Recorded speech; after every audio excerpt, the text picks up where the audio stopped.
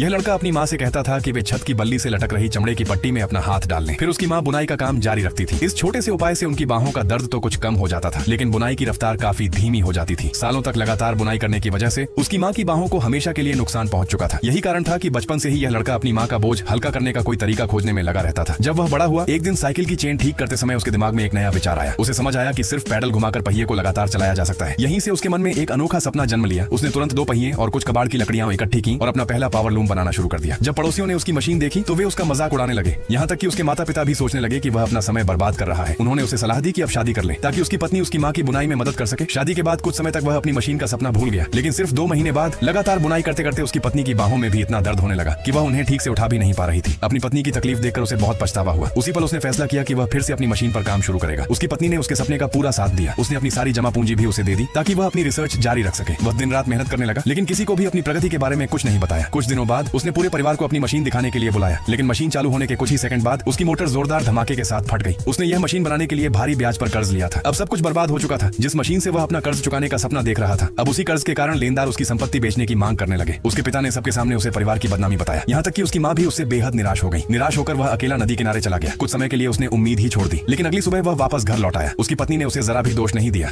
बल्कि उसने अपने सारे गहने उसे दे दिए ताकि वह कर्ज चुका सके। अगले दिन दोनों ने शहर जाकर नई जिंदगी शुरू करने का फैसला किया। परिवार चलाने के लिए वह लोगों को हाथ गाड़ी में बैठाकर खींचने का काम करने लगा। करीब 1 साल बाद वह अपनी पत्नी और नवजात बच्चे के साथ वापस अपने गांव लौटा। वह फिर से अपनी मशीन पर काम करना चाहता था, लेकिन उसके पिता ने इसका जोरदार विरोध किया। उन्होंने गुस्से में मशीन पर पेट्रोल डालकर उसे आग लगा दी। उसकी पहली मशीन पूरी तरह जलकर राख हो गई, लेकिन उसकी पत्नी ने फिर भी उसका हौसला नहीं टूटने दिया। उसी समय उसे एक नई समझ मिली। उसे एहसास हुआ कि लकड़ी की मशीन कभी भरोसेमंद नहीं हो सकती, इसलिए उसने इस बार स्टील की मशीन बनाने का फैसला किया। दिन में वह अलग अलग काम करके पैसे कमाता और रात को मैकेनिकल डिजाइन की पढ़ाई करता। लगातार मेहनत करते करते उसके हाथों पर गहरे घाव पड़ गए। 1 साल की कड़ी मेहनत के बाद उसका दूसरा स्टील पावर लूम तैयार हो गया, लेकिन उसकी पत्नी ने तुरंत एक बड़ी गलती पकड़ ली। उसने कहा, धागा गोल घूमने के बजाय 8 अनंत की आकृति में चलना चाहिए। यह सुनकर वह पूरी तरह टूट गया। गुस्से में उसने पूरी मशीन खोल दी और कबाड़ के भाव बेच दी। लेकिन अगले ही दिन उसे अचानक समझ आया कि अगर वह एक छोटा सा सिलेंडर जोड़ दे तो धागा अपने आप 8 की आकृति में चलने लगेगा। वह तुरंत कबाड़ वाले के पास भागा और ज्यादा पैसे देकर अपनी मशीन के सारे हिस्से वापस खरीद लाया। कई और सुधार करने के बाद उसने मशीन को दोबारा तैयार किया। फिर वह उसे अपने गांव लेकर आया। जो पड़ोसी कभी उसका मजाक उड़ाते थे, वे सभी अब उसकी मशीन देखने के लिए इकट्ठा हो गए। उसने पूरे आत्मविश्वास के साथ मशीन का स्विच ऑन किया, लेकिन मशीन चली ही नहीं। वह घबराया नहीं। उसने मोटर खोलकर देखा तो पता चला कि सिर्फ सर्किट पुराना हो गया था। उसने तुरंत उसे ठीक किया। इस बार मोटर बिना किसी समस्या के चलने लगी। सालों की मेहनत आखिरकार रंग लाई। उसके इस आविष्कार ने भारत के हाथ करघा उद्योग की तस्वीर ही बदल दी। उसकी सफलता यह साबित करती है कि हर बड़ी उपलब्धि के पीछे किसी महान महिला का अटूट विश्वास और साथ जरूर होता है।